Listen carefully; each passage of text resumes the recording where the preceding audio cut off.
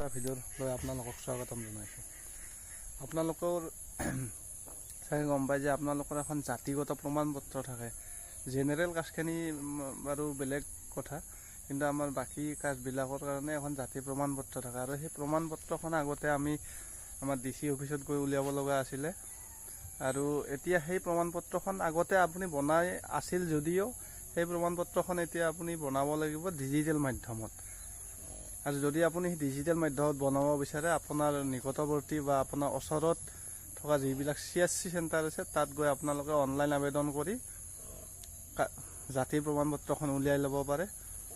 গতিকে উলিয়াই ল'ব পাৰে মানে আপোনালোকে এতিয়া উলিয়াবই লাগিব, সেইটো কম্পালচৰি। আজিকালি আগৰ আপোনাৰ যিখন জাতিৰ প্ৰমাণপত্ৰ আছে সেইখন দি কোনো কামতে ব্যৱহাৰ নহ'ব, যিখন ডিজিটেল মাধ্যমত হোৱা সেইখনে ব্যৱহাৰ হ'ব।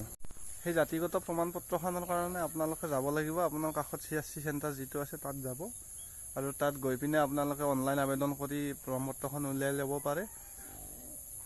100 টকা বা 150 টকামান ল'ব বাৰু CSC অনলাইন কৰোঁতে। মানে আপোনালোকে এইখন বনাই ল'ব। আৰু ভিডিঅ' বনোৱাৰ কাৰণে বহুত বেছি ডাঙৰ আকৌ ছেটআপ ল'ব পৰা নাই, মোবাইলো ভাল নহয়, তথাপিতো আপোনালোকক ভিডিঅ' বনাই দিব চেষ্টা কৰিছোঁ।